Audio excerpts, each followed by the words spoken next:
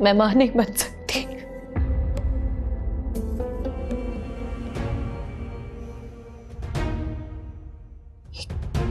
क्या कह रही हो तुम? नहीं नहीं, ये सब झूठ है। ठीक कह रही हूं मैं। आपके यकीन ना करने से हकीकत नहीं बदलेगी। मुझे तो बहुत पहले ही पता चल गया था। मगर अब तो मेडिकल साइंस ने बहुत तरक्की कर ली है। मैं तुम्हारा इलाज करवाऊंगी। अब कुछ नहीं हो सकता माँ। फहद और मैंने बहुत से डॉक्टर से कंसल्ट किया था, मगर कोई फायदा नहीं हुआ। हम कुदरत से नहीं लड़ सकते। मगर तुमने ये बात मुझसे अब तक क्यों छुपाई? क्योंकि फहद को लगता था कि अगर आपको ये सच्चाई पता चलेगी तो आपके दिल में मेरे लिए मोहब्बत कम हो जाएगी। I'm sorry माँ। लेकिन कुछ ना कुछ इलाज तो होगा ना? क्या ख्याल आपका माँ? हमने हर तरह की कोशिश नहीं की होगी क्या?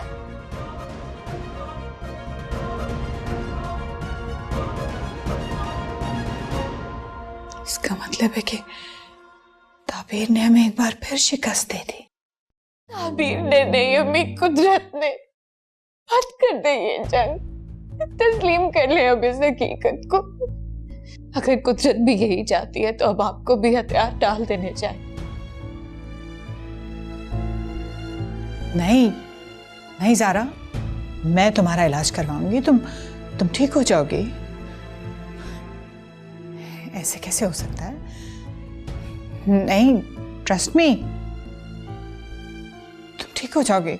माँ मैं आपको रिपोर्ट्स दिखा देती हूँ, फिर आप फैसला खुद कर लीजिएगा।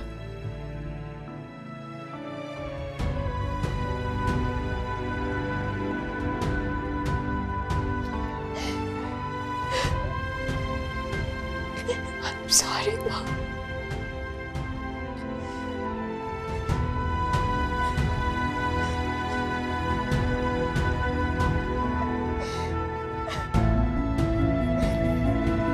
क्यों बुलाया मुझे?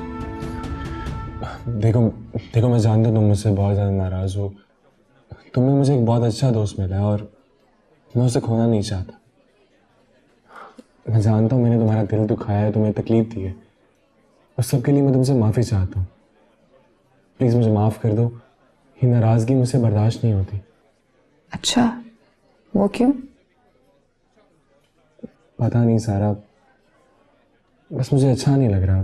परेशान रहता हूँ हर वक्त। क्या तुम मुझे माफ़ नहीं कर सकती? इसमें तुम्हारा कोई कसूर नहीं है।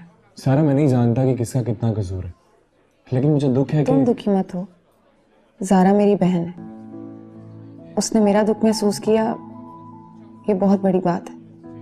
और तुम्हारा इस तरह से आके मुझे सॉरी बोलना अच्छा लगा।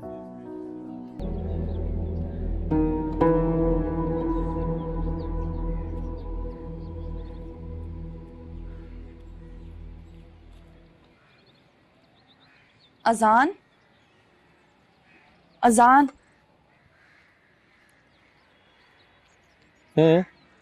आपका कुछ वक्त मिल सकता है?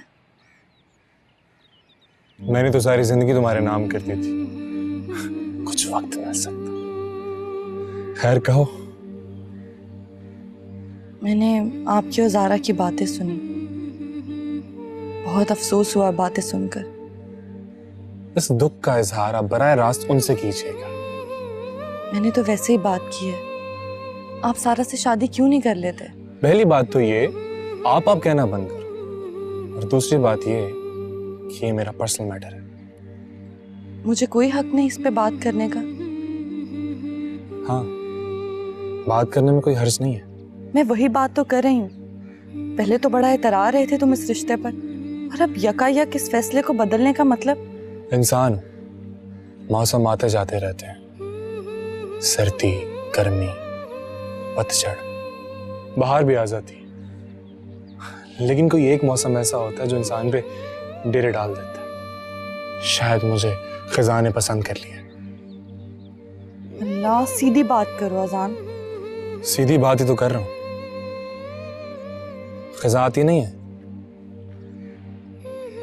पत्ते झड़ जाते हैं, दरख्त टुंड-मुंड हो जाते हैं, अजीब सी हवाएं चलती हैं, एक वीरानी और उदासी का समा होता हर वक्त। तुम सारा से शादी कर लो। तुम भी तो गिला कर रही थी उससे। पता है क्या बात है ताबीर, पता नहीं मैं अपनी इस कैफियत को सही तरह से बयान कर पाऊंगा भी कि नहीं, मगर मेरे दिल में बहुत कुछ है, लेकिन मैं अंदर से बहुत मालामाल हूं उस लड़की की मोहब्बत में। मोहब्बत में मिलन जरूरी तो नहीं, मोहब्बत तो एक तरफा होती हमेशा, दूसरा फरीक तो एक्नॉलेज ही करता है। फजूल है ये बात। हाँ ठीक कह रही हो तुम जैसी प्रैक्टिकल लड़की के लिए तो ये बात फजूल ही होगी, लेकिन मैं एक आर्टिस्ट हूं और आर्टिस्ट इमोशंस के सहारे जिंदा रहता है। हमारे पास दिमाग नहीं होता, हम अपना हर फैसला दिल से करते हैं, सिर्फ दिल से। बहुत मूडी होते हैं हम लोग, और शायद यही वजह है खुदा ने मुझे मौका दिया है ज़ारा के सारे एहसान उतारने का, और मैं काफी शुक्रगुजार हूं। अच्छा, अगर जिसकी मोहब्बत आपके दिल में है या आप जिससे मोहब्बत करते हैं, अगर वो आपसे कहे कि अपने फैसले पर नजरसानी करें, तो क्या तब भी आपको कबूल नहीं होगा? फिर आप, हाँ अब तुम आप कह सकती हो, अजनबियत की दीवार जो खड़ी हो गई है हमारे दरमियान। मैं क्या कह रही हूँ, मेरे सवाल का जवाब दो।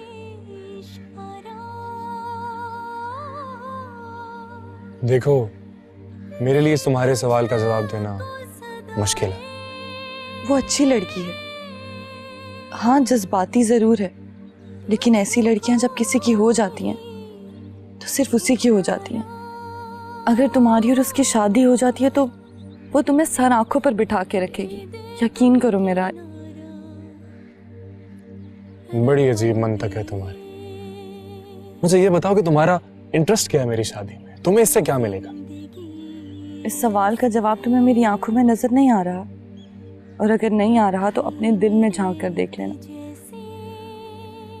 आगे तुम्हारी मर्जी।